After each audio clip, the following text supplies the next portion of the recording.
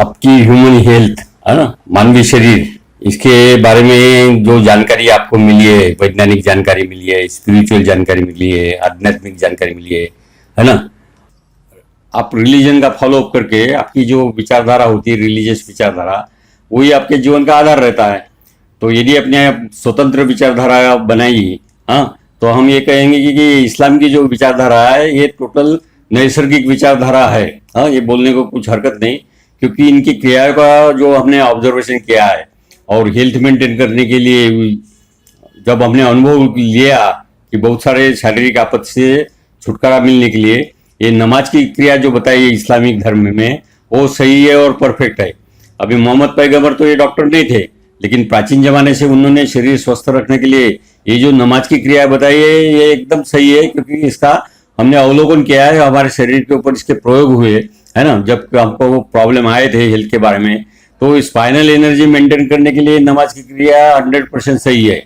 वजू की क्रिया जो की जाती है नमाज के पहले में, उसमें अपने शरीर का बैलेंस सिर्फ आपके हाथ धोने की क्रिया से ही होता है ना। तो उसके जो तंत्र है नमाज करने के, ये आपके शरीर की जो एनर्जी है, जो नेचुरल एनर्जी है ना, वो बैलेंस करने के लिए बहुत सही है। अब हमारा लॉजिक ऐसा चला कि जब ये पैगंबर साहब जब डॉक्टर नहीं थे तो उनके पास में ये ज्ञान आया तो कैसे आया। अब आप बोलते हैं कि ये प्रेषित ज्ञान रहता है ना। सृष्टि में कुछ कुछ लोगों को सृष्टि का सही ढंग से चलन वलन होने के लिए और यहाँ की परिस्थिति काबू में रहने के लिए, इंसानियत जागरूक रहने के लिए कुछ लोगों को ज्ञान प्रेषित किया जाता।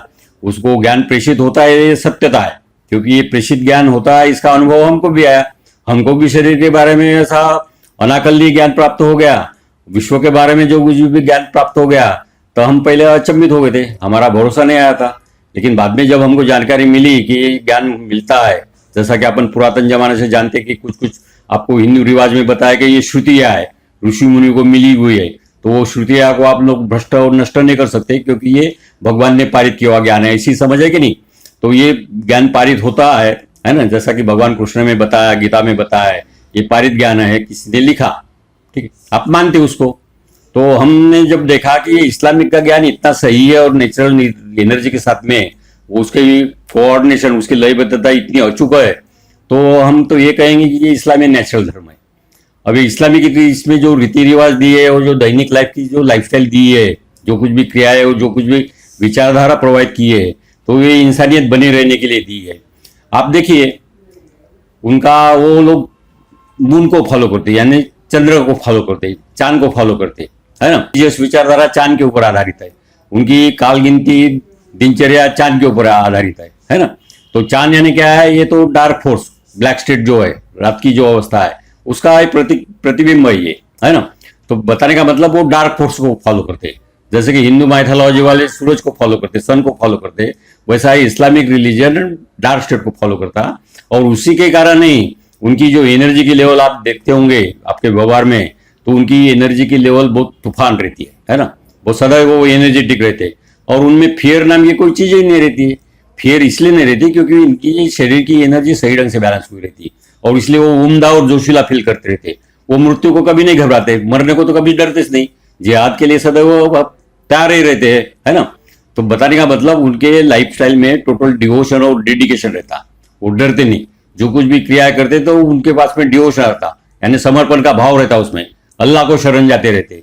और ये सब नैसर्गिक क्रियाएं जो बिना ऑब्स्टेकल से, बिना ऑब्स्ट्रक्शन से, यानी बिना प्रतिबंध से होती है, उसके कारण में उनकी जैविक ऊर्जा बहुत सशक्त रहती है, और इसीलिए वो जोशीला और उम्दा रहते हैं, आक्रामक भी रहते हैं। आप लोगों को ये चीजें पसंद नहीं आती, क्योंकि उनका जो रिलीजन है, वो उन्होंने, उस रिलीजन ने उनको पूरी नैसर्गिक एनर्जी, है ना, और उसका प्रभाव सही ढंग से उनके ये क्रिया से जागरूक हुआ है, इसलिए वो उम्दा और जोशीला रहते हैं। मैं तो ये कहूंगा कि ये जो रिलीजियस विचारधारा है, ये सही नेचुरल विचारधारा है ना। हमको मतभेद नहीं करना है, लेकिन हमने जो अनुभव किया है, हमने जो पाया है, हमने जो लर्न किया है, हमारे शरीर के ऊपर प्रत्यक्ष जब हुआ है, उसके आधार पर मैं बोल रहा हूँ कि ये जो लाइफस्टाइल है, जो आपको जीने की जो कला दी है, ये इस्लामिक रिलीजन में सही ढंग से बताइए, ऐसा ही हमें कहना है। हम भेदभाव नहीं कर रहे।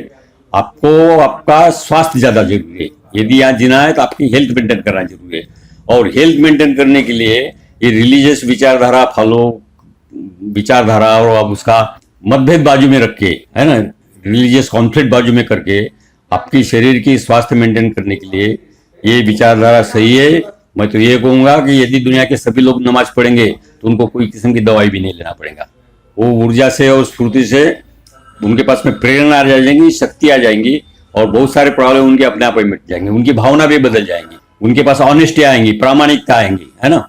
इस्लाम के जो कुछ भी आप यदि स्टडी करोगे, अध्ययन करोगे, ज्ञान को देखेंगे तो इसमें ऑनेस्टी सबसे ज्यादा है, इसमें डिवोशंस है, इसमें डेडिकेशन है, इसमें अत्याचार के लिए मना है ना।